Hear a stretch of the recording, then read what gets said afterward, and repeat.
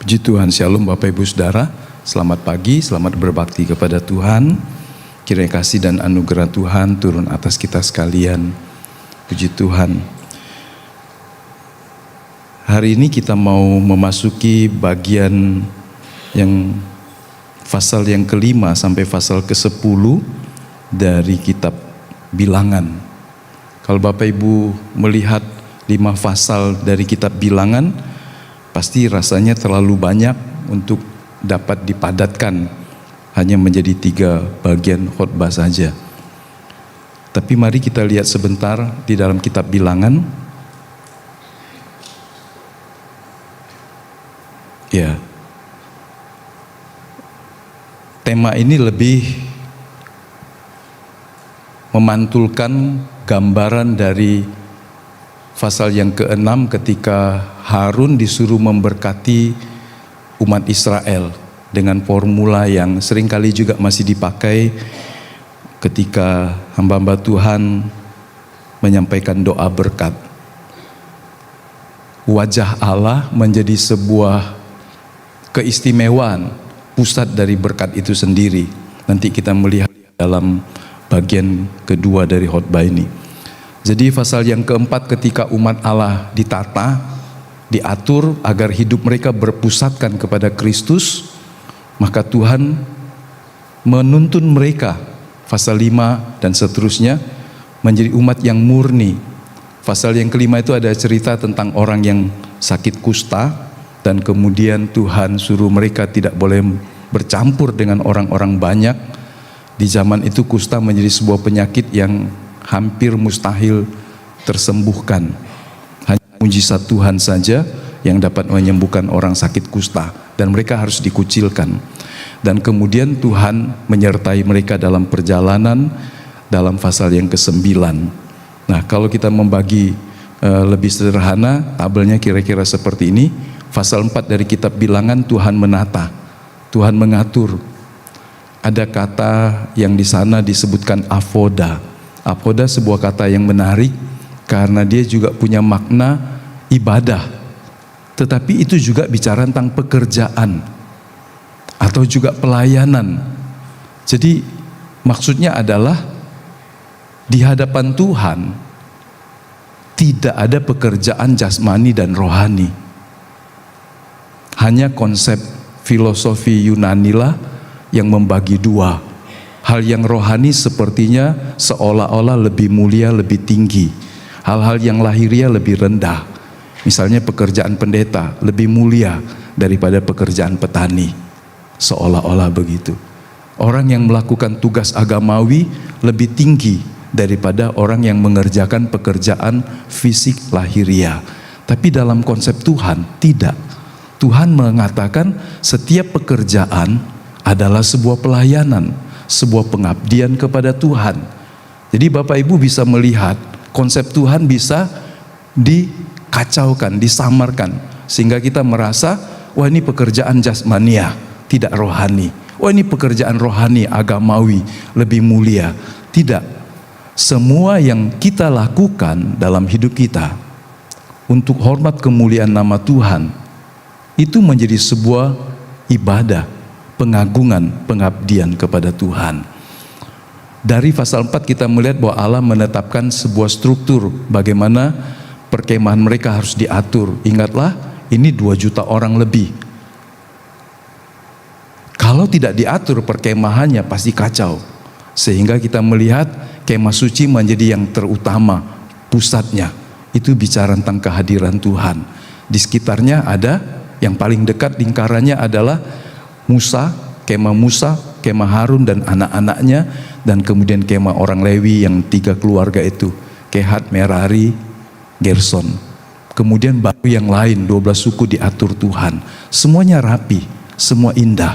Waktu berjalan, siapa yang duluan? Waktu berhenti, mereka juga kembali kepada formasi yang semula. Jadi itu sebuah hal yang bagus. Ada batas-batas di mana kekudusan harus dijaga. Ya, dalam arti bahwa ketika seseorang melampaui batas perkemahannya, masuk sampai ke ruang kudus, maka dia telah melakukan hal yang salah. Apa makna rohaninya, implikasi bagi kita? Pelayanan itu harus tertib. Pekerjaan itu harusnya tertib. Kalau Anda bekerja dengan orang setiap hari masuk jam 7, jangan datang jam 8. Ya kan? Kalau jam 7 masuk kerjanya, berarti sudah ada sebelum jam 7. Betul nggak? Bukan jam 7 berangkat dari rumah. Siapa yang suka begitu? Jam 7 kerja, jam 7 mulai dari rumah.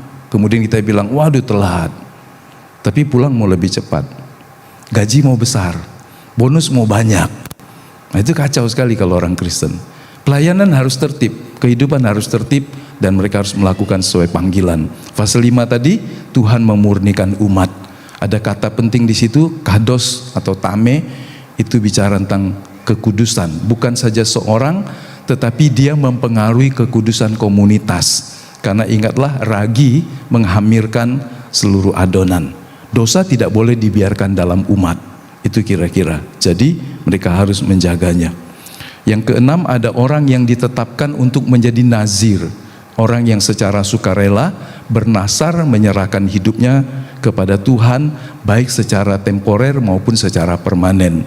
Dan kemudian Tuhan memberkati. Ya, kata barak itu memberkati. Kekudusan bukan hanya sistem, tetapi dedikasi pribadi. Dan pasti di sana juga ada anugerah Allah. Apa implikasinya hidup kudus? Itu adalah sebuah respon sukarela. Bahwa kita dengan rela menyerahkan hidup kepada Tuhan untuk menjadi semakin hari semakin serupa dengan Tuhan. Allah tidak mungkin bisa menguduskan kita kalau kita tidak rela memberikan diri kita disucikan tiap-tiap hari. Pasal yang keenam, pasal 7, Tuhan kemudian mengajarkan kepada para pemimpin. Ini dalam kitab Pentateuch, 5 kitab Musa ini pasal yang paling panjang dari 5 kitab ini. 12 pemimpin suku itu masing-masing mempersembahkan korbannya sama semua, tapi tetap dicatat satu persatu. Wah, teliti sekali Tuhan ya. Semua pemimpin mulai dari Yehuda dan seterusnya mempersembahkan korban dengan jenis dan jumlah yang sama, tapi masing-masing terus diulang sampai 12 kali. Saya setelah membaca berkali-kali, seringkali saya lewati dan kemudian terakhir saja jumlahnya sekian. Tapi kalau Bapak Ibu belum pernah membacanya, bacalah dengan teliti jenis-jenis dan jumlah persembahan dari para pemimpin. Berarti Allah menghargai kesetiaan secara personal. Para pemimpin diajar untuk menghargai Tuhan dan kemudian mereka memberikan persembahan. Jadi persembahan itu adalah respon dari kasih kita. Sebuah bentuk pengabdian, dedikasi kita kepada Tuhan. Persembahan itu nggak boleh punya keinginan untuk dapat lebih banyak. Siapa yang mengasihi orang tuanya berharap orang tua mengasihi dia lebih banyak? Atau orang tua yang mengasihi anaknya, itu pasti kasih yang tulus. Orang tua yang bekerja, mempersiapkan segala sesuatu.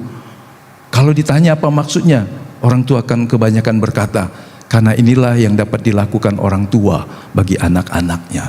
Kasih itu seharusnya tulus, karena itu gambaran dari kasih Allah. Jadi persembahan itu, apapun, siapapun yang mempersembahkannya, harus diletakkan dalam pemahaman ini sebuah respon kasih kita kepada Tuhan. Kalau Bapak Ibu memberikan persembahan di gereja, persembahan untuk yang lain, pemberian-pemberian, landasilah dengan ketulusan hati. Tanpa ketulusan, pengorbanan pemberian kita kepada Tuhan atau kepada sesama menjadi tidak berarti di hadapan Tuhan. Pasal 8 kita bicara ketika Tuhan menyucikan para pelayannya. Para pelayan harus dikuduskan lebih dahulu sebelum memasuki pelayanan. Sebab pelayanan tanpa kekudusan sangat berbahaya. Ya. Kita semua imamat yang rajani, dikuduskan oleh darah Kristus. Jadi biarlah kita sadar bahwa hidup kita bisa memasuki ruang maha kudusnya Allah. Kita bisa menyembah Tuhan. Berbeda dengan orang di zaman lampau. Mereka hanya ada di pelataran kalau ibadah. Tetapi umat perjanjian baru bisa masuk sampai ke ruang maha kudus. memandang wajah Tuhan. Sebab tabir yang menutupi ruang suci dan maha suci telah sobek waktu Kristus mati di kayu salib. Itu suatu keajaiban. Kristus mati di Bukit Golgota, beberapa kilometer dari Bait Allah. Tidak terlalu jauh, masih seputaran, tapi cukup jauh, lebih dari 1 kilometer. Tetapi ketika Kristus mati menyerahkan nyawanya, tabir di Bait Allah di Yerusalem sobek dari atas ke bawah. Siapa yang membelahnya? Tuhan yang membuka jalan. Sehingga maknanya adalah melalui kematian Kristus yang darahnya tercurah, manusia bisa menghampiri Allah tanpa perantara, hanya melalui Kristus yang telah berkorban. Darah itu membuka jalan untuk kita masuk menghampiri Tuhan. Jadi kalau Anda bisa menyapa Allah Bapa, itu anugerah. Kalau Anda bisa berkata, Tuhan, saya berdoa kepadamu, itu anugerah. Anda nggak bisa dapatkan itu kalau Anda hidup di perjanjian lama. Tapi karena kita hidup di perjanjian baru, seringkali hal-hal yang luar biasa bagi orang di perjanjian lama menjadi remeh.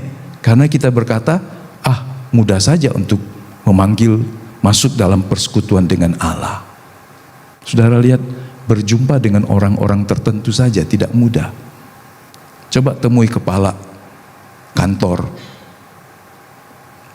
kepala sebuah wilayah, ya kan? Tidak mudah. Kalau Anda bekerja di sebuah institusi, belum tentu Anda bisa langsung mengakses pimpinan tertinggi dari tempat kerjamu. Ada prosedurnya, ada hal-hal yang harus disiapkan. Tapi berjumpa dengan Tuhan, Anda cuma membutuhkan sebuah ketulusan hati dan iman bahwa ketika Anda berkata Bapa di dalam sorga, itu kan jaraknya jauh sekali. Tetapi dia mendengarnya. Dan itu anugerah. Ketika dia membukakan pintu yang tertutup berabad-abad melalui korban Kristus. Sebentar lagi kita akan merayakan Paskah. Besok ibadah Minggu kembali pagi dan sore. Dan kemudian hari Jumat Agungnya kita ibadah hanya 1 kali dengan perjamuan kudus jam 4 sore. Dan hari Minggunya kita mensyukuri merayakan Paskah jam 7 atau jam 8. Hanya 1 kali. Kalau Bapak Ibu ini ditanya, mau jam 7 atau jam 8? Ibadah Minggu Paskah yang 1 kali. Boleh pilih. 7 atau 8? Siapa yang tunjuk 7 boleh angkat tangan. Yang 8. Saya kurang tahu pengumuman jam 7 apa jam 8 tadi? Belum ada. Oke. Karena kita kebaktian 1 kali Bapak Ibu, biasanya kita biasa ambil jam 8. Karena ada perjamuan kasih, ya. Ada kesempatan untuk kita bersyukur dan kita berbagi kasih. Nah, pasal 9 setelah perayaan Paskah, kemudian Israel dipimpin Tuhan. Jadi ada hal yang menarik tapi tidak terekspos di sini. Nanti Paskah bicara tentang penebusan. Tiang awan sebagai simbol dari kehadiran Tuhan, dan kemudian Tuhan memerintahkan berangkat. Jadi maknanya penebusan harus dialami, pengudusan sebelum Allah memimpin umat Israel menuju tujuan yang dia tetapkan. Jadi hidup orang percaya itu harus disucikan, ditebus, dan kemudian Tuhan mau memimpinnya. Itulah 5 pasal dari yang kita mau lihat. Jadi Allah menata, Allah memurnikan, dan Allah menyucikan umatnya sebelum dia memimpin berjalan. Sebab kalau Tuhan tidak mengaturnya lebih dahulu, maka ini menjadi gerombolan yang besar, 3 juta orang, 2,5 juta orang. Karena yang laki-laki berumur 20 tahun ke atas saja 600.000 orang.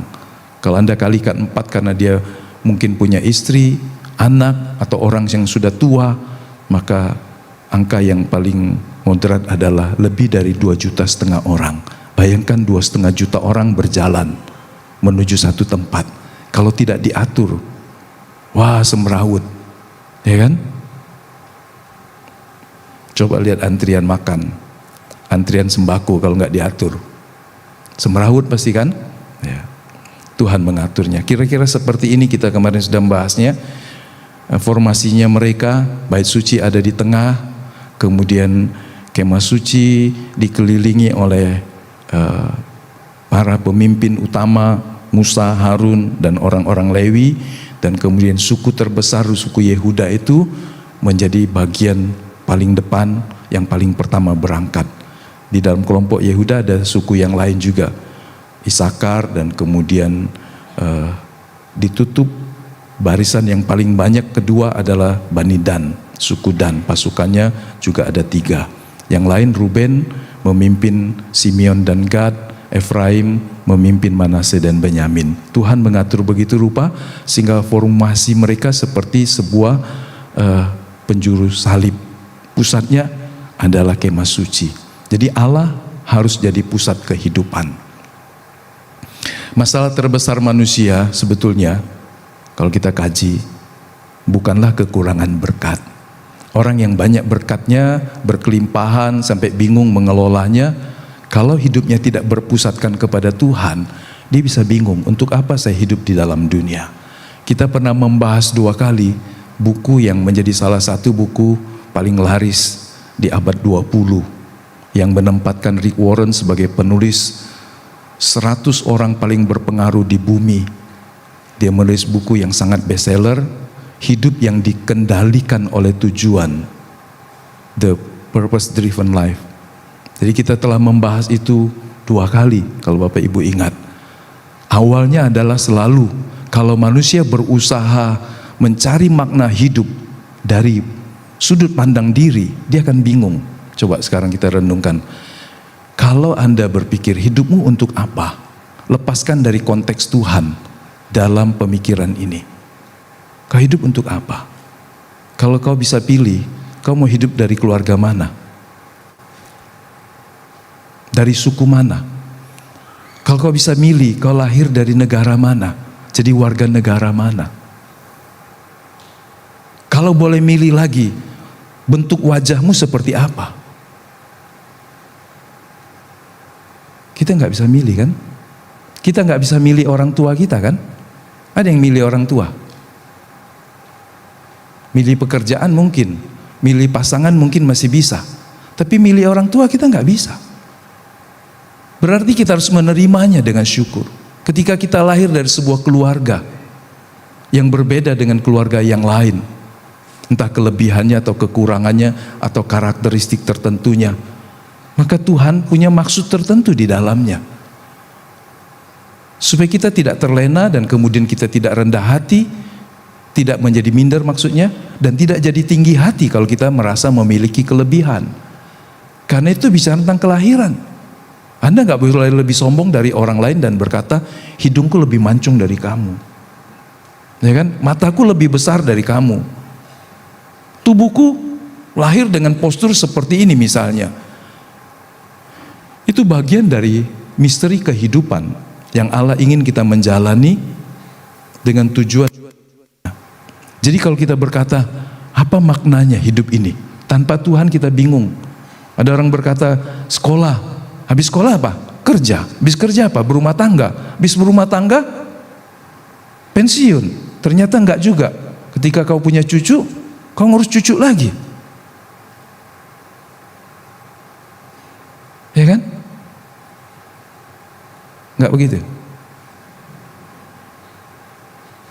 Anda mulai lagi dari sesuatu yang Anda pikir sudah selesai. Ada yang berkata nanti kalau sudah menikah aku baru mau setia. Sudah menikah, dia mulai tambah repot. Harus urus rumah tangga. Suaminya, istrinya, pekerjaan jadi lebih berat bebannya karena menghidupi lebih dari 1 orang. Nanti kalau anak saya sudah besar, waktu anak sudah besar, persoalan lain lagi. Jadi kita akan selalu punya banyak hal yang membuat kita menunda untuk melakukan kehendak Allah kalau kita tidak mengerti maksud Tuhan. Jadi hidup yang berpusat kepada Tuhan itu sebuah awal yang paling tepat memahami hidup dan tujuannya. Kalau kita hanya berpusat pada uang, ambisi, diri sendiri, Pada umumnya kita bisa melihat dari pengamatan kita sendiri, dari biografinya orang-orang, dari sejarah dalam Alkitab, orang itu hidupnya tidak stabil, hatinya gelisah dan arah hidupnya kabur. Orang bingung. Saudara lihatlah raja-raja di Israel, silih berganti. Saudara lihat para penguasa dalam kehidupan bangsa-bangsa di masa kini, tanpa tujuan di mana Tuhan menuntun hidupnya, seringkali jadi bingung dan gelisah. Di padang gurun Israel belajar sesuatu yang berbeda. Allah harus ditempatkan di tengah. Seluruh hidup mereka diatur untuk mengelilingi hadiratnya, sehingga mereka punya tujuan dan sasaran yang jelas. Orang dulu bilang seperti hidup di atas daun keladi. Berarti kemana saja gerakan maka orang ngalir. Ada orang yang sangat situasional seperti ini. Apa sajalah, kau mau sekolah apa terserahlah, kau mau kerja apa terserahlah, kau mau makan apa terserahlah, kau mau hidup seperti apa terserahlah. Anda nggak akan mencapai apa-apa kalau hidupmu hanya berkata terserahlah. Anak kecil nggak boleh Anda didik. Mau makan apa nak? Terserahlah ya nak, kau makan apa. Ada usia tertentu orang tua harus mendikte anaknya untuk makan. Karena orang tua lebih tahu dari anak. Kalau Anda buat pilihan, nak ini balita nih, kau mau makan siomay, atau bubur bayi, atau ini dan itu, atau kau mau makan nasi goreng. Dia bingung. Saudara jangan berpikir orang tua yang baik selalu tanya anak. Ada hal yang orang tua harus memberi direction. Anda yang menentukan, Anda yang mengatur karena Anda lebih tahu. Itu bukan bagian di mana kita bisa mendiskusikannya. Karena anak masih kecil, dia bingung. Ketika anak sudah diracuni dengan rasa, dia nggak akan bisa lagi makan makanan bayi yang pada umumnya lebih sehat. Coba enak mana susu formula dengan ASI? Misal kalau saudara masih ingat. Siapa yang masih ingat? Siapa yang pernah bedakan dulu? Bedanya ASI dengan susu formula. Susu formula wangi, manis, gurih dan seterusnya. Banyak lagi ditambahin nanti. Padahal Tuhan memberikan susu terbaik kepada bayi. Batita misalnya adalah ASI. Ya. Tuhan harus mengatur umatnya. Kalau tidak hidup mereka berantakan dan kacau. Dari sini kita belajar hidup yang benar itu dimulai ketika Allah menjadi pusat hidup kita. Apakah ini berlaku untuk anak muda? Betul. Apakah ini berlaku dalam dunia usaha, dalam meniti karir kita? Betul. Utamakan Tuhan.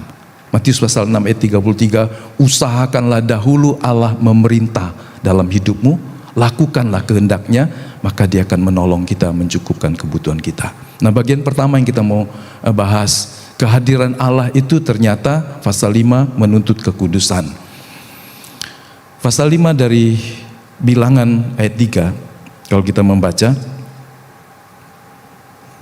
saya baca mulai dari ayat 1, Bilangan pasal 5, Tuhan berfirman kepada Musa, perintahkanlah kepada orang Israel supaya semua orang yang sakit kusta, semua orang yang mengeluarkan lelehan, dan semua orang yang najis oleh mayat disuruh meninggalkan tempat perkemahan, baik laki-laki maupun perempuan haruslah kau suruh pergi, keluar tempat perkemahan haruslah mereka kau suruh pergi, supaya mereka jangan menajiskan tempat perkemahan di mana aku diam di tengah-tengah mereka. Supaya mereka tidak menajiskan tempat perkemahan di mana aku diam. Apakah Tuhan mendiskriminasi orang-orang yang sedang tidak tahir? Dalam kitab Imamat, kalau Bapak Ibu ingat, bisa lihat lagi YouTube-nya, ada ketahiran karena melakukan perbuatan dosa. Tapi ada orang tidak tahir karena sesuatu yang bukan secara melakukan dosa, tetapi secara ritual dia tidak tahir. Misalnya wanita dalam siklus masa suburnya, misalnya orang karena sesuatu harus membantu menguburkan orang, menyentuh mayat. Orang itu menjadi tidak tahir untuk beribadah dan mereka harus 1 hari pergi ke luar perkemahan mentahirkannya. Gambarannya itu maksudnya apa? Tuhan ingin supaya umat Israel ketika menghadap Tuhan tidak ada hal yang membuat mereka terhalang, baik karena dosa maupun ketidaktahiran ritual. Nah sekarang ini orang-orang kusta bukan dijauhkan untuk tidak mendapatkan pertolongan, tetapi supaya mereka tidak disebutkan menajiskan perkemahan. Kata tame atau najis ini kita bandingkan dengan kata sakan. Sakan dalam teks Yunani disebut eskenosen, Allah berdiam. Sama sakan di sini, Allah berdiam, Allah tinggal tetap. Allah ternyata tidak sekedar melewati, tetapi Allah tinggal tetap di tengah umatnya. Allah yang kudus itu tidak mau di dalam perkemahan yang 2,5 juta orang itu tidak diatur cara hidup yang kudus dan yang benar. Sehingga kalau ada orang sakit, orang itu harus dirawat. Saudara mengenal ruang isolasi misalnya. Anda tahu karantina, nggak boleh bawa barang, hewan atau tumbuhan tertentu dari luar negeri. Anda harus melaporkannya di karantina dan sebagainya untuk menjaga. Saudara lihat, Indonesia itu dulu bebas penyakit kuku dan mulut dari sapi. Hampir 100 tahun. Dijaga terus. Kemudian ketika importasi sapi itu dilonggarkan, diimporlah sapi dari tempat tertentu karena murah yang tidak bebas penyakit kuku dan mulut. Dan kemudian kita bisa melihat wabah itu, penyakit itu mulai ada lagi di peternakan-peternakan tertentu. Menjaga untuk tetap steril satu bangsa itu kan gak mudah. Banyak orang berusaha mencari celah dan seterusnya. Dalam konsep rohani kita lihat Allah tinggal di tengah umat. Karena Allah itu kudus, maka tidak boleh ada toleransi kecil pun tentang dosa. Kekudusan menjadi sebuah keharusan. Satu hari Anda akan bersama dengan Tuhan Allah di sorga. Allah yang kudus. Saudara bisa bayangkan, kalau Anda membaca kitab Wahyu, di situ dikatakan tidak boleh masuk ke dalam kota kudus itu orang-orang yang suka berdusta, penipu, pencuri, penyembah berhala dan seterusnya dan seterusnya. Gak boleh. Di beberapa tempat orang berkata, kalau hal-hal yang bisa bikin kami kacau, ribut, aneh, gak boleh masuk kampung kami. Kenapa? Karena ini kampung kami. Di negara tertentu orang nggak bisa masuk sembarangan. Saya turis, kau boleh turis, tapi kau masuk di sini nggak boleh. Apalagi kita mau masuk dalam kerajaan sorga. Apakah kita berkata Tuhan, masa Tuhan nggak mengerti saya? Jadi Allah mendidik umatnya. Di tengah komunitas itu tidak boleh ada dosa yang ditoleransi. Tuhan mau dosa itu diselesaikan, dibereskan, supaya mereka bisa tetap bersama dengan Tuhan. Itu dalam kitab Imamat. Jadi ada selalu bagaimana mereka bisa mengalami pentahiran. Selalu ada cara yang diberikan Tuhan. Bandingkan dalam perjanjian baru. 1 Petrus pasal 1 ayat 15, tetapi hendaklah kamu menjadi kudus dalam seluruh hidupmu, sama seperti Dia yang kudus yang telah memanggil kamu. Mau kita baca sama-sama ayat 15 ini? 1, 2, 3. Tetapi hendaklah kamu menjadi kudus dalam seluruh hidupmu, sama seperti Dia yang adalah kudus yang telah memanggil kamu. Inilah konsep awal dari orang Kristen yang disebut eklesia, dipanggil keluar dari gelap menuju terang Allah yang kudus. Kita ini orang berdosa.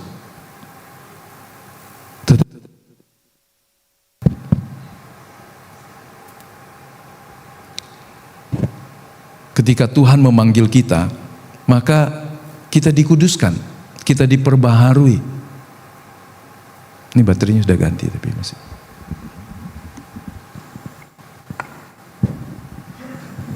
Ya. Jadi kita harus memberikan diri kita dikuduskan karena kita adalah imam-imam yang berkerajaan, dipanggil keluar untuk menjadi orang-orang yang dikuduskan. Itu sebuah identitas kita sebagai anak Tuhan. Sebab ada tertulis dalam ayat 16, kuduslah kamu sebab aku kudus. Wajar nggak kalau Tuhan minta kekudusan? Karena dia kudus. Salah satu cara untuk mendetek apakah seseorang, bayi atau anak ini adalah keturunan si A, maka orang diminta tes DNA-nya. Harus ada kesamaannya, ya kan? DNA Allah yang terkuat adalah kekudusan. Kalau orang Kristen tidak mau hidup dalam kekudusan, bagaimana dia mau hidup bersama dengan Tuhan sejak di bumi sampai di dalam kerajaan surga?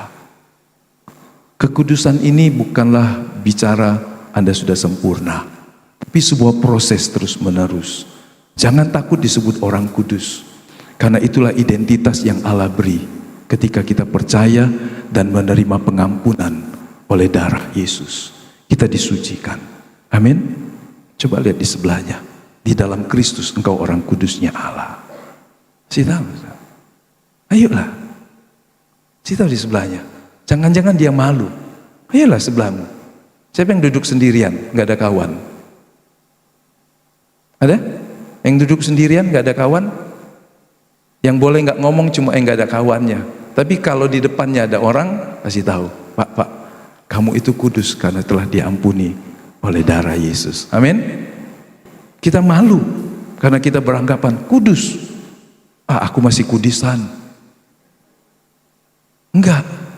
Di dalam Kristus kita sudah dibasuh dengan darahnya. Tapi saya masih seringkali melakukan hal yang salah. Orang kudus masih bisa berbuat salah. Tapi ketika dia berbuat salah, dia datang kembali dengan rendah hati, dengan penyesalan, meminta Tuhan mengampuni kehidupannya. Terus menerus, iya, sepanjang hidup kita. Itulah sebuah proses yang disebut sanctification. Sampai kapan, Pak? Sampai kita mati. Itulah sebuah proses kehidupan orang Kristen. Baru kemudian kita masuk dalam tahap ketiga dari keselamatan, dipermuliakan bersama dengan Kristus. Jadi setelah dibenarkan, Tuhan membawa kita masuk dalam proses pengudusan hidup. Seumur hidup sampai kita mati. Dosa bukan sekedar sebuah kesalahan moral. Dosa adalah gangguan terhadap hadirat Allah. Ya, itu membuat Tuhan tidak suka dan tidak berkenan. Seorang John Owen berkata, hakikatnya dosa itu adalah penolakan terhadap hadirat Allah. Bisa bayangkan? Kalau Anda berani menolak hadirat Tuhan, berarti Anda menolak Tuhan. Yakobus pasal 4 menulis dalam bahasa berbeda.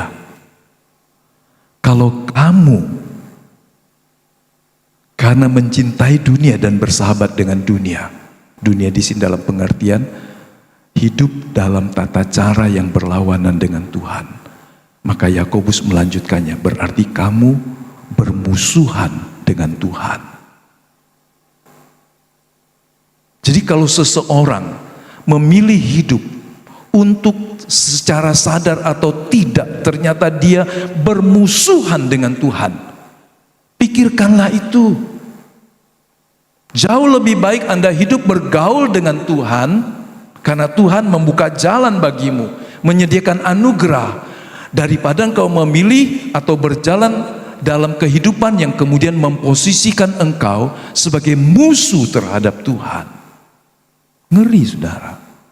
Bermusuhan dengan Tuhan, satu hal yang saudara pasti sungguh menakutkan kalau kita memikirkannya. Coba musuh istrimu. Persoalan besar enggak? Siapa yang pernah bermusuhan dengan istrinya seminggu, 1 bulan, 1 tahun? Kulihat muka-muka ibu-ibu situ tenang. Tidak pernah, Pak, tidak berani lakiku. Bermusuhan dengan suamimu berani enggak? Bermusuhan dengan mama papamu berani enggak? Musuhan dengan tetangga 1, 2 kiri kanan mungkin masih bisa kali. Dia cerewet betul Pak, jadi aku nggak maulah berkawan sama dia. Besok aku pindah. Tapi kalau engkau memusuhi orang tuamu, memusuhi suamimu, istrimu, memusuhi pimpinanmu di kantor, ngeri saudara, betul kan? Berani memusuhi atasanmu. Paling berani kan cuma ngomong aja. Makanya katanya orang yang suka masang CCTV biasanya di ruang kerja anak buahnya orang-orang tertentu dia suka pasang CCTV yang tersembunyi. Pimpinan kadang ingin mendengar apalah yang diomongi tentang aku. Ngerasa nih apalah anak buahku ini. Beraninya cuma ngomong di depan. Enggak, berani ngomong di belakang. Makanya ada CCTV kadang-kadang. Tapi resikonya besar kalau Anda memusuhi orang yang paling berkuasa di dalam kantormu, komunitasmu. Apalagi dengan Tuhan. Jadi dosa haruslah kita tanggalkan. Sebab itu berarti kita bermusuhan dengan Tuhan. Jika Allah benar-benar hadir dalam hidup kita, apakah yang masih bisa kita sembunyikan? Gak ada. Betul? Ayo, bacakan disclaimer ini. 1, 2, 3. Jika Allah benar-benar hadir dalam hidup kita, apa? Saudara mau sembunyikan apa? Bahkan pikiranmu, angan-angan di hatimu pun dia tahu. Pasanganmu nggak tahu. Teman dekatmu belum tentu tahu. Tuhan tahu. Mengapa kita begitu beraninya untuk tetap hidup menyembunyikan hal-hal yang Tuhan tidak berkenan? Apa tunggu Tuhan bongkar itu semua? Bukankah jauh lebih baik kalau kita mengakui Tuhan, saya punya sesuatu yang tersembunyi dari orang tua. Saya punya sesuatu yang tersembunyi dari suami saya. Saya punya sesuatu yang tersembunyi dari pimpinan saya. Saya mau mengaku di hadapan Tuhan. Apa yang bisa kita sembunyikan? Gak bisa. Mazmur 100 pasal 39. Daud berkata begini, kalau aku bisa lari jauh atau bersembunyi di sana, Tuhan juga ada di sana. Itu Mazmur 55 dia. Mazmur 139 bicara tentang ketika kita masih kanak-kanak direkam, dijalin di dalam rahim ibu kita di tempat yang tersembunyi. Tuhan ada di mana kita anggap terlalu jauh, sangat jauh, dia hadir juga. Nah yang kedua, kehadiran Allah adalah berkat terbesar. Bapak Ibu aminkan ini? Karena enggak semua orang berani mengaminkan ini. Karena bagi orang tertentu berkat terbesar itu adalah hal yang lahiriah, yang bisa dihitung, 1, 2 yang bisa dipegang. Tetapi ternyata kita memasuki bagian yang paling penting dari khotbah pagi hari ini adalah berkat terbesar yang Tuhan berikan adalah kehadirannya. Ingat ini di padang gurun. Mereka tidak punya siapa-siapa. Mereka tidak punya sesuatu yang diandalkan. Musuh mereka bisa alam yang ganas. Musuh mereka bisa binatang-binatang buas. Musuh mereka juga bisa bangsa-bangsa yang jumlahnya lebih dari jumlah bangsa Israel. Musuh mereka yang lain adalah kehausan, kelaparan. Mereka tidak punya apa-apa kecuali mereka bergantung kepada Tuhan dan firman-Nya. Kita sudah belajar bagian-bagian awal dari bilangan. Dalam bilangan pasal 6 ayat 24 sampai 27, inilah puncak teologis dari bagian ini. Mari kita baca sama-sama. Ini biasanya dibacakan pendeta. 1, 2, 3. Tuhan memberkati engkau dan melindungi engkau. Tuhan menyinari engkau dengan wajah-Nya dan memberi engkau kasih karunia. Atau baiknya kita berdiri, saudara. Kalau ada suamimu, istrimu berhadapan, coba. Saudara seolah-olah jadi Harun. Ayo berdiri. Ayo. Masing-masing angkat tanganmu seperti Bapak Harun ini. Ya. Nanti kita baca sama-sama. Bisa nggak sambil melihat ke samping dan membaca ini? Bisa? Ya, siapa yang bisa noleh samping kiri kanan sedikit? Ayo coba. Saudara angkat tanganmu dan berkati istrimu, anakmu, angkat tanganmu dan berkata. Ini biasanya pendeta yang begini. Sekarang saudara jadi pendeta. Oke? Ayo, angkat tanganmu. Ya, 2. Ya, kita baca 1, 2, 3. Tuhan memberkati engkau dan melindungi engkau. Tuhan menyinari engkau dengan wajahnya dan memberi engkau kasih karunia. Tuhan menghadapkan wajahnya kepadamu dan memberi engkau damai sejahtera. Demikianlah harus mereka meletakkan namaku atas orang Israel, maka aku akan memberkati mereka. Amin. Terima kasih Bapak Ibu Pendeta. Saudara sedang memerankan, melakukan. Ketika Anda memberkati, Anda sedang meminta Tuhan. Jadi ada hal yang Anda memperkatakan dengan iman.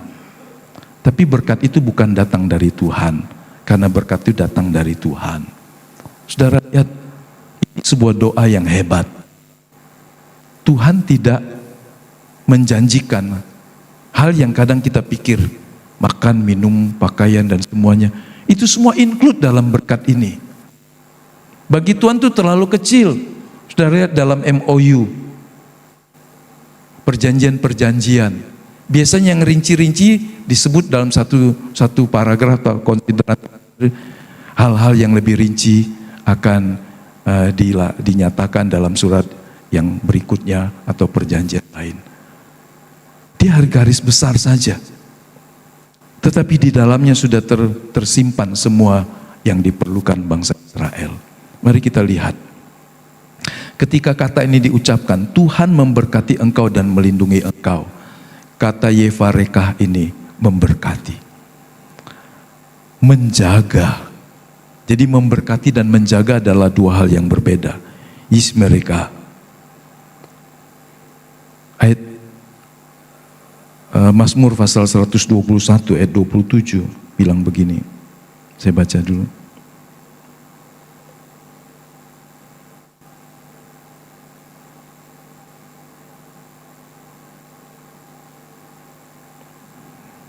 Tuhan akan menjaga engkau terhadap segala kecelakaan.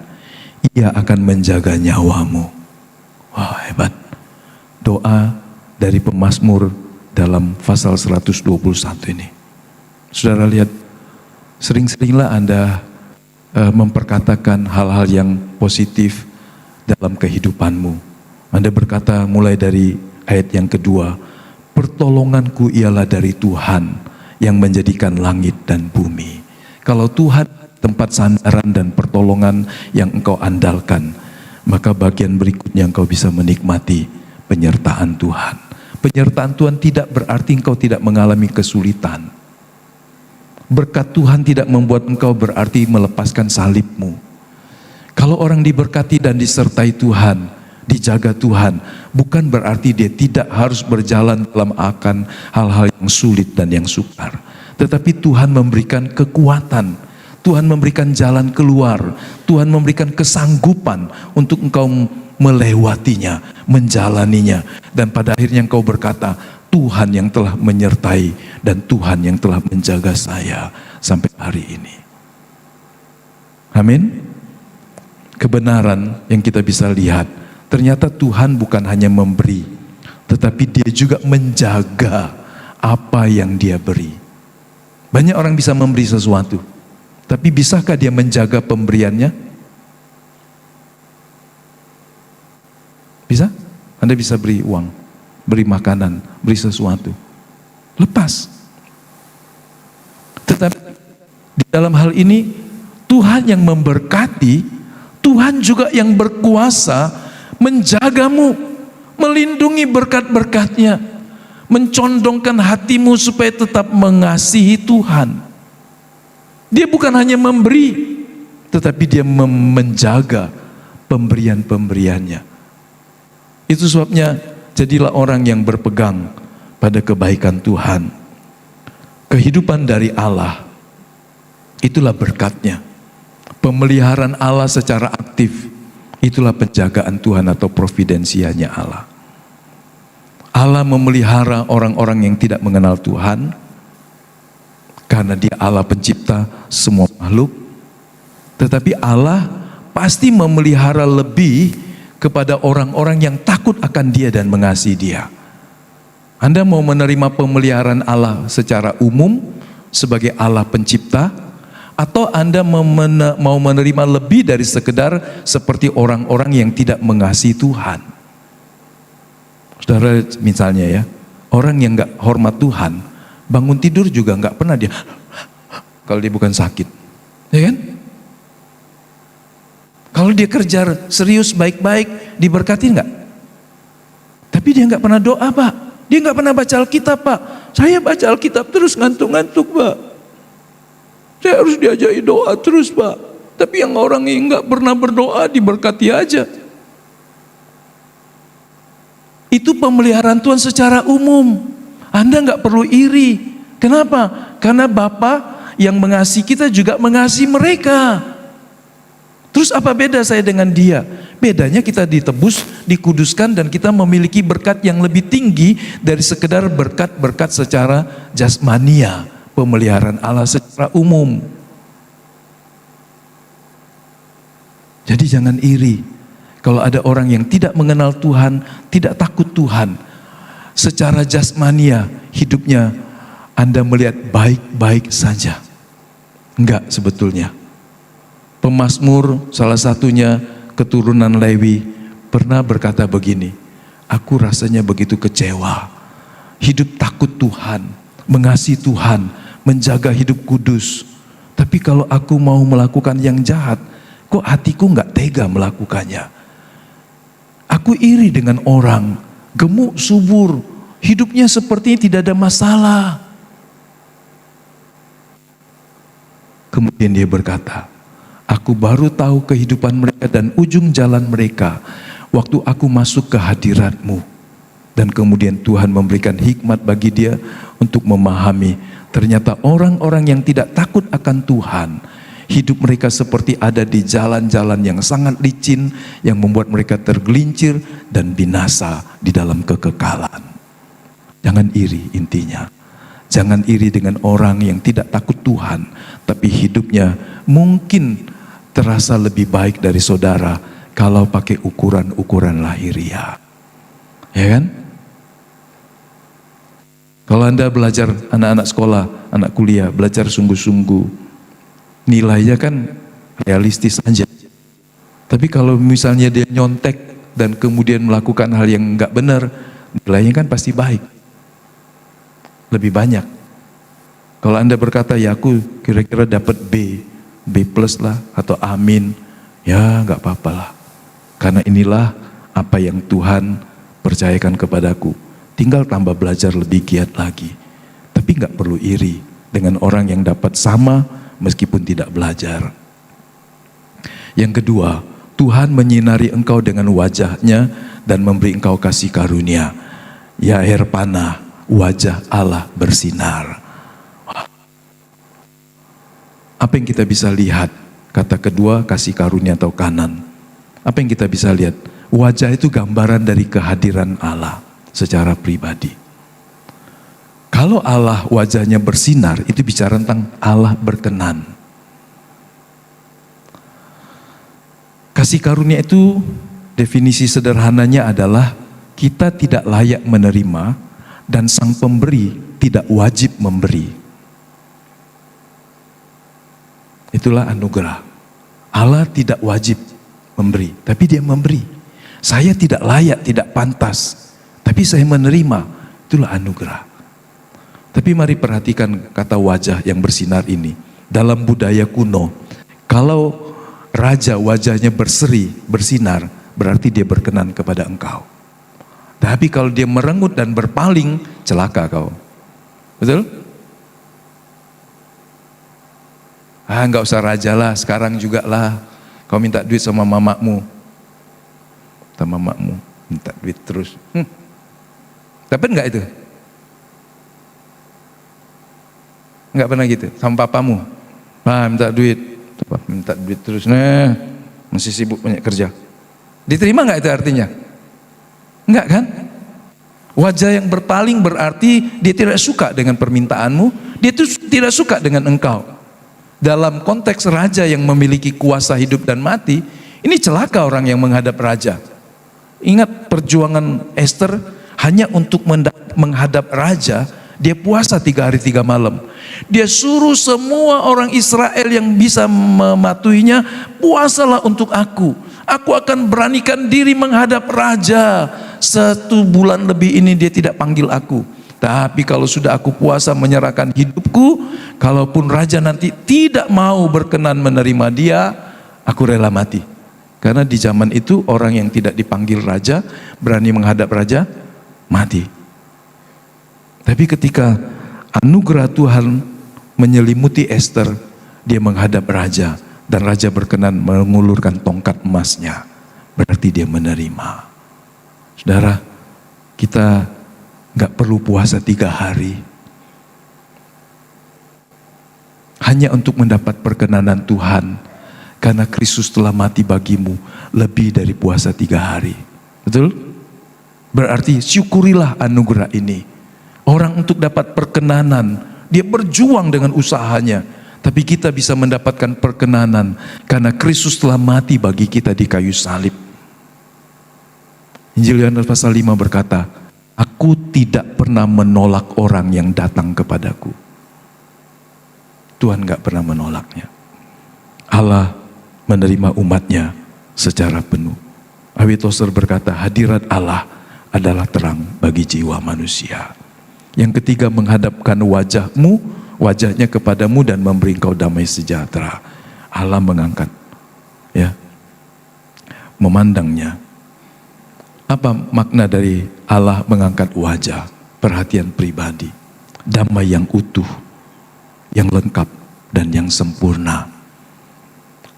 Jadi inilah shalom, bukan sekedar hasil sebuah situasi atau keadaan yang direkayasa, tetapi shalom itu adalah hasil dari kehadiran Allah.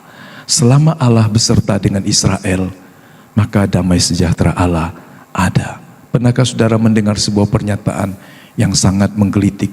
Sekiranya Tuhan menyuruh saya ke neraka, saya akan tetap senang asal Tuhan beserta dengan saya di neraka.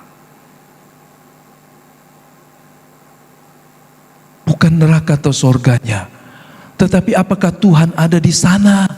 Neraka kalau Tuhan ada di sana, dia jadi sorga. Itu maksudnya.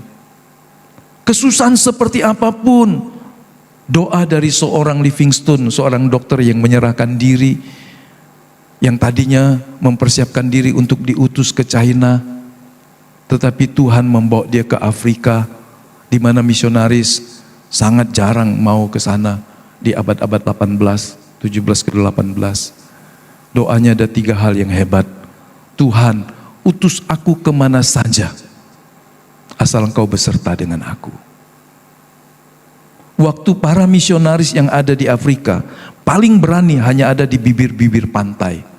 Di Afrika di zaman itu, sesama suku akan saling membunuh kalau memasuki wilayah suku yang lain. Tidak ada yang berani menerobos ke pedalaman Afrika. Orang hanya tinggal di pinggiran. Tetapi hatinya berbelas kasihan dengan jiwa-jiwa. Dia mendapatkan sebuah inspirasi Tuhan. Ada ribuan kemah, ada ribuan lampu yang menyala, ada ribuan orang-orang yang berseru memanggil nama Tuhan untuk diselamatkan. Hatinya kuat. Dan kemudian dia berkata yang kedua, berikan aku tanggung jawab seberat apapun, asal engkau memberikan aku kekuatan. Dan yang ketiga, lepaskan aku dari segala ikatan, kecuali ikatan kasih-Mu. Konsekuensi darinya, secara positif di kemudian hari, suku-suku Afrika dimenangkan Tuhan. Tapi bayarannya, istrinya mati, anaknya malaria, dia sendiri juga mati malaria, kena malaria. Ini orang yang menyerahkan hidupnya kepada Tuhan. Utus aku ke tempat-tempat yang dalam. Gak ada yang berani. Suku pribumi pun gak berani. Tapi kasih Allah membuat dia berani untuk melangkah, memberitakan Injil bagi ribuan orang-orang yang diperhamba oleh dosa. Saudara, kehadiran Allah adalah hal yang terbesar dalam hidup. Anda boleh makan, minum, pakaian cukup dalam hidupmu. Kalau di rumah tanggamu nggak ada Tuhan, Anda kehilangan yang paling berharga. Untuk apa engkau punya semua kalau engkau tidak punya Tuhan dalam rumah tanggamu? Untuk apa usahamu? Untuk apa semua yang kau kumpulkan kalau Tuhan tidak ada dalam hidupmu menjadi raja? Ayo, jadikan Tuhan hadir dalam hidupmu. Amin? Nggak amin semua? Gimana mau selesaikan khotbah kalau nggak amin? Amin kan? Ya, Yohanes 14 ayat 27. Damai sejahtera kutinggalkan bagimu, damai sejahteraku kuberikan kepadamu, dan apa yang kuberikan tidak seperti yang diberikan oleh dunia kepadamu. Janganlah gelisah dan gentar hatimu. Wah, ini sebuah peninggalan Tuhan sebelum dia naik ke sorga, sebelum dia menyerahkan nyawanya. Damai sejahtera. Lebih penting dari semua menurut Tuhan dan memang dalam kehidupan. Yang keempat, Allah ada atas umatnya. Namaku dilekatkan. Maknanya apa? Makna dari nama yang dilekatkan berarti Israel adalah milik Tuhan. Nama yang dilekatkan dalam Israel berarti mereka adalah umat tebusannya Tuhan. Nama atas Israel berarti Allah melindungi perjanjian dengan namanya sendiri. Nama itu punya kuasa, saudara. Coba suruh anak, kadang-kadang orang, kau suruh mbek barang, siapa nyuruh? Bapak katanya. Siapa nama bapak kau? Si Anu. Oh ya, dan mbek. Coba kalau bapaknya ngutang gak pernah bayar, ya pergi. Bi, disuruh bapak ngembek barang. Siapa bapak kau? Si Anu. Ah, bapak kau nih. Ya kan? Nama itu punya kuasa. Nama itu melindungi perjanjian, karena itu juga identitas. Umat Israel menjadi milik Allah. Itu ketika Tuhan berkata, namaku sendiri dilekatkan di atas mereka. Berkat terbesar. Maukah kita membacakan ini? Supaya ini juga ada dalam pikiran dan seluruh hidup kita. Katakan sama-sama. Berkat terbesar bukan apa yang Allah berikan, tetapi bahwa Allah sendiri yang hadir. Sumber berkat di dalam Dia. Percuma kalau hanya berkatnya saja tapi Allah tidak hadir.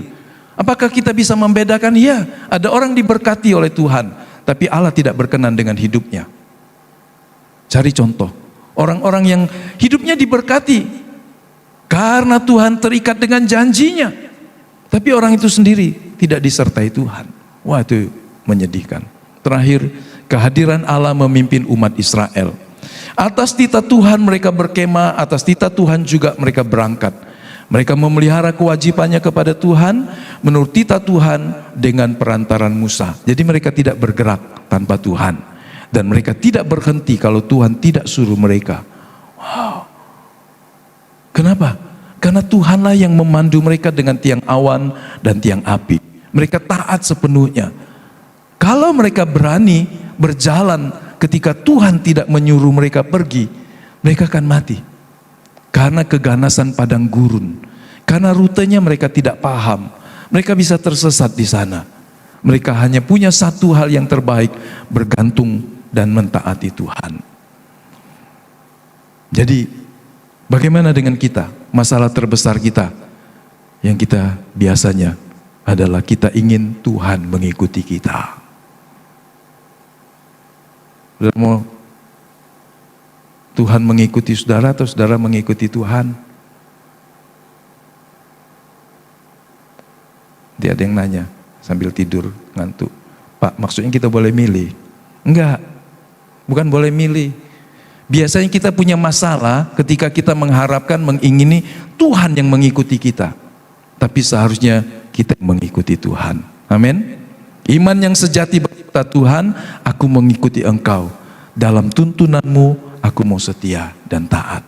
Iman berarti percaya meskipun tidak melihat arah. Itulah definisi iman.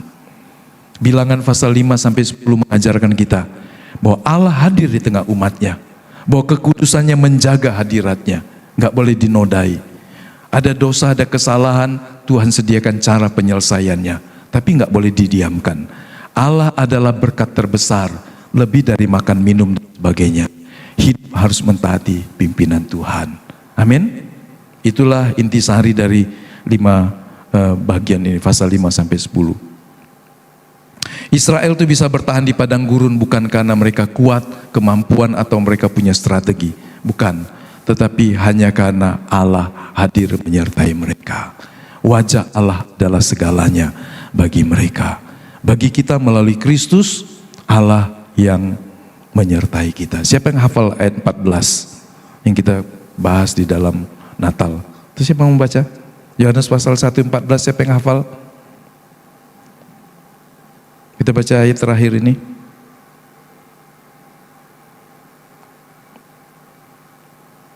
Yohanes 1 ayat 14. 1, 2, 3.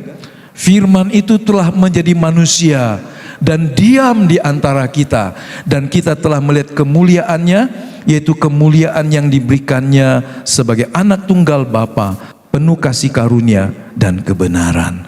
Tuhan yang tak terhampiri itu datang dan dia menjadi manusia, diam di antara kita.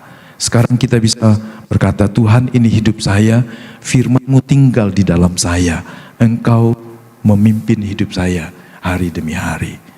Hati manusia gelisah sampai dia beristirahat dalam Tuhan. Jadi hidup yang diberkati bukanlah hidup yang penuh kenyamanan, tapi hidup yang berada di bawah cahaya wajah Allah. Sebab itu berarti dia dijagai olehnya, dia diterangi oleh Allah, dan dia dipenuhi oleh damai sejahtera. Amin. Mari kita berdiri dan kita berdoa.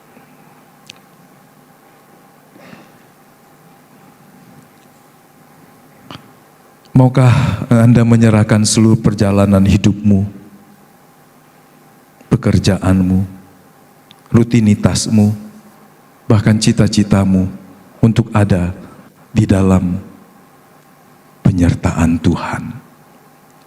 Maukah Anda meminta Tuhan, biarlah hadirat-Mu menyinari, terpancar dalam kehidupan kami.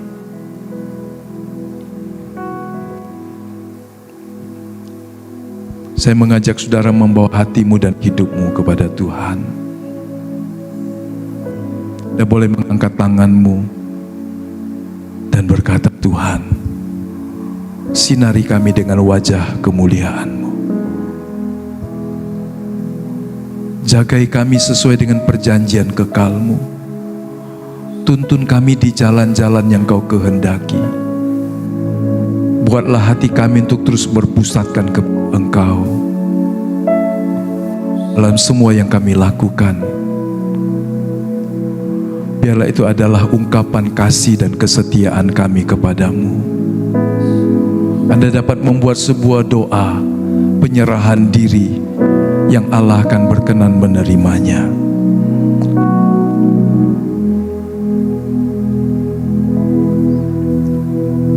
Silakan setiap orang berdoa kepada Tuhan, menyerahkan hidupnya ke Tuhan. Bapa, terima kasih Engkau melihat respon kami ini. Kami bersyukur karena telah menebus kami. Engkau telah tinggal berdiam di dalam kami lewat Roh Kudus-Mu. Firman-Mu tinggal di dalam kami, dan kami mau mentaati. Kami mau firman-Mu menguasai hati dan pikiran kami. Engkau Allah Immanuel terus menuntun kami dalam setiap langkah kehidupan kami. Kami bersyukur, kami berterima kasih Bapa. Hari-hari yang kami jalani, kami percaya Tuhan tidak pernah salah menuntun kami. Dalam masa remaja, dalam masa muda, seumur hidup kami di bumi, Allah akan membawa kami untuk mencapai tujuan kekal-Mu. Berkatilah umat-Mu yang pagi hari ini berbakti, atau mereka yang sedang streaming dari video ini, mereka yang sedang ada di tempat yang lain. Buatlah hidup kami untuk terus tinggal dalam tuntunan-Mu. tiang awan dan tiang api menuntun kami, baik siang maupun malam. Allah tidak pernah gagal menjadi penjaga bagi kami, sebab pertolongan kami datang dari Tuhan Allah di tempat yang maha tinggi. Terima kasih banyak Bapa. Kami persembahkan seluruh hidup kami, sebab kami semua telah ditebus dengan darah yang kudus. Dan kami mau mengatakan, Engkaulah pemilik atas hidup kami, Engkaulah penguasa atas hidup kami. Tuntunlah kami. Terima kasih banyak Bapa. Pakai kami jadi berkat dalam perjalanan hidup bagi orang-orang di sekitar kami, mulai dari keluarga kami, orang-orang dekat kami, kawan, sahabat, saudara, dan kenalan-kenalan kami. Sebab kami semua anak-anak terang yang telah ditebus. Terima kasih banyak Bapa. Berkati para pemuji, pemusik, multimedia, asyir, kami semua yang sudah berbakti kepada Tuhan. Sukacita dan kekuatan yang baru dari Tuhan selalu datang dalam hidup kami, menolong kami, menyertai kami. Jadikan kami berkat. Berkat Tuhan juga menyertai semua anak-anak yang akan ibadah pagi, ibadah anak, ibadah remaja, mereka yang akan baptisan pada beberapa hari sebelum Paskah. Tuhan memberkati mereka semuanya. Terima kasih banyak Bapa. Ibadah Jumat Agung, ibadah perayaan kebangkitan Tuhan, biarlah kami dengan sukacita, dengan iman, dengan penuh syukur mengingat dan merayakannya, supaya kami terus tinggal dalam kuasa kebangkitan yang telah dikerjakan Kristus di kayu salib bagi kami. Terima kasih Bapa. Berkati juga persembahan-persembahan kasih kami, sebab itu menjadi ungkapan kasih dan pengabdian kami, sukacita dan iman kami kepada Tuhan. Tuhanlah yang membalas dengan semua kebaikan dan rahmat-Mu dari setiap persembahan, waktu, tenaga, dan semuanya. Terima kasih banyak Bapa. Kekasih-kekasih Tuhan, terimalah berkat dari Allah Bapa, kasih karunia dari Tuhan kita Yesus Kristus, dalam persekutuan penyertaan Roh Kudus yang mengurapi kita, Roh Kudus yang tinggal di dalam kita, memampukan kita untuk melakukan kehendak Tuhan di seumur hidup kita, sampai Tuhan datang membawa kita semua masuk dalam rumahnya yang kekal selamanya bersama Tuhan. Haleluya, haleluya, amin.